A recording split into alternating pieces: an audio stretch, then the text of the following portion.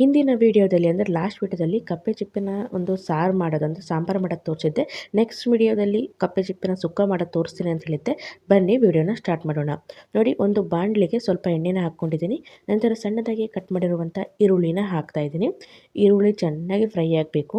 ನಾವಿಲ್ಲಿ ಮಸಾಲೆಗಳನ್ನು ಎಷ್ಟು ಚೆನ್ನಾಗಿ ಫ್ರೈ ಮಾಡ್ತೀವೋ ನಮಗೆ ಸುಕ್ಕ ಅಷ್ಟು ಚೆನ್ನಾಗಿ ಬರುತ್ತೆ. ನೋಡಿ, ಈಗ ಜೊತೆಗೆ ಇದಕ್ಕೆ ಸ್ವಲ್ಪ ನಾನು 1 ಚಮಚ ಶುಂಠಿ ಬೆಳ್ಳುಳ್ಳಿ ಪೇಸ್ಟ್ನ ಹಾಕ್ತಾಯಿದ್ದೀನಿ. ನೀವು ಶುಂಠಿ ಬೆಳ್ಳುಳ್ಳಿನ ಜಜ್ಜಿ ಕೂಡ ಹಾಕ್ಬೋದು, ಅದು ಕೂಡ ತುಂಬ ಚೆನ್ನಾಗಿ ಪರಿಮಳ ಬರುತ್ತೆ. ನೋಡಿ, ಶುಂಠಿ ಬೆಳ್ಳುಳ್ಳಿ ಪೇಸ್ಟ್ ಚೆನ್ನಾಗಿ ಮಿಕ್ಸ್ ಆದಮೇಲೆ ಇದಕ್ಕೆ ಸಣ್ಣದಾಗಿ ಹೆಚ್ಚಿರುವಂಥ ಟೊಮೆಟೊನೂ ಕೂಡ ಜೊತೆಗೆ ಹಾಕ್ತಾಯಿದ್ದೀನಿ. ಇದೆಲ್ಲ ಐಟಮ್ಗಳನ್ನು ಒಟ್ಟಿಗೆ ನಾವು ಫ್ರೈ ಮಾಡ್ಕೋಬೇಕು.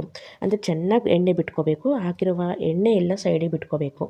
ನೋಡಿ, ಟೊಮೆಟೊ ಹಾಕಿದ್ದೀನಿ. ಇದನ್ನು ಈಗ ಫ್ರೈ ಮಾಡ್ಕೊಳ್ಳೋಣ. ಜೊತೆಗೆ ನೀವು ಸ್ವಲ್ಪ ಉಪ್ಪನ್ನು ಕೂಡ ಹಾಕ್ಬೋದು.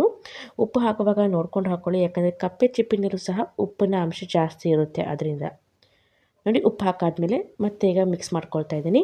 ಈಗ ಎಣ್ಣೆ ಬಿಡುವವರೆಗೂ ಚೆನ್ನಾಗಿ ಫ್ರೈ ಮಾಡ್ಕೋಬೇಕು. ಅಂದರೆ ಟೊಮೆಟೊ ಈರುಳ್ಳಿ ಚೆನ್ನಾಗಿ ಘಮ ಘಮ ಅಂತ ಪರಿಮಳ ಬರಬೇಕು. ಇಲ್ಲಿ ನೋಡಿ, ಚೆನ್ನಾಗಿ ಫ್ರೈ ಆಗಿದೆ, ಎಣ್ಣೆ ಕೂಡ ಬಿಟ್ಕೊಂಡಿದೆ, ಹಾಗೆ ಕಲರ್ ಕೂಡ ಚೇಂಜ್ ಆಗುತ್ತೆ. ಜೊತೆಗೆ ಇದಕ್ಕೆ ನಾನಿಲ್ಲಿ ಸ್ವಲ್ಪ ಅರಿಶಿನ ಪೌಡ್ರ್ ಕೂಡ ಹಾಕ್ತಾಯಿದ್ದೀನಿ. ನಂತರ ಮತ್ತೆ ಮಿಕ್ಸ್ ಮಾಡ್ಕೊಳ್ಳಿ. ನಂತರದಲ್ಲಿ ಇಲ್ಲಿ ಖಾರಕ್ಕೆ ತಕ್ಕನಾಗಿ ಖಾರದ ಪುಡಿನ ಹಾಕ್ತಾಯಿದ್ದೀನಿ. ನೀವು ಹಸಿಮೆಣಸಿನ್ಕಾಯಿ ಕೂಡ ಉದ್ದುದ್ದನ್ನ ಕಟ್ ಮಾಡಿ ಹಾಕ್ಬೋದು. ನಾನು 1.5 ಚಮಚದಷ್ಟು ಖಾರದ ಪುಡಿನ ಹಾಕಿದ್ದೀನಿ.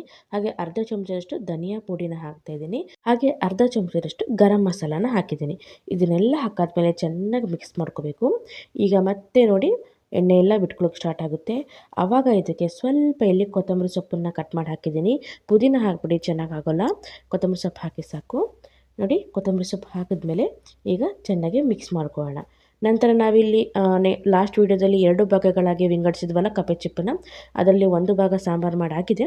ಈಗ ಉಳಿದ ಮತ್ತೊಂದು ಭಾಗನ ಈಗ ಸುಕ್ಕ ಮಾಡೋಕ್ಕೆ ಹಾಕಿದ್ದೀನಿ. ನೋಡಿ, ರಸ ಕೂಡ ಹಾಕಬೇಕು. ರಸ ಕೂಡ ನಾನು 2 ಭಾಗ ಮಾಡ್ಕೊಂಡಿದ್ದೆ.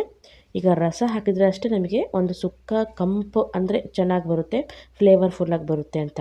ನೋಡಿ, ಈಗ ಹಾಕಿದ ಕೂಡಲೇ ಈ ರೀತಿಯಾಗಿ ಗಟ್ಟಿ ಆಗ್ತಾ ಬಂದ್ಬಿಡುತ್ತೆ. ಯಾಕಂದರೆ ಸ್ವಲ್ಪ ನಾವು ನೀರು ಹಾಕಿಲ್ಲ, ಕಪ್ಪೆ ಚಿಪ್ಪಿನ ರಸ ಅಷ್ಟೇ ಹಾಕಿರೋದು.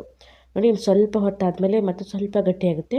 ಆವಾಗ ಲಾಸ್ಟಿಗೆ ಇದಕ್ಕೆ ಸ್ವಲ್ಪ ಕೊಬ್ಬರಿ ತುರಿ ಹಾಕಿಬಿಟ್ರೆ ಸಿಂಪಲ್ಲಾಗಿರುವ ಕಪ್ಪೆ ಚಿಪ್ಪನ ಸುಕ್ಕ ರೆಡಿ. ನೀವು ಕೂಡ ಮಾಡ್ಕೋಬೋದು, ತುಂಬಾ ರುಚಿಯಾಗಿರುತ್ತೆ.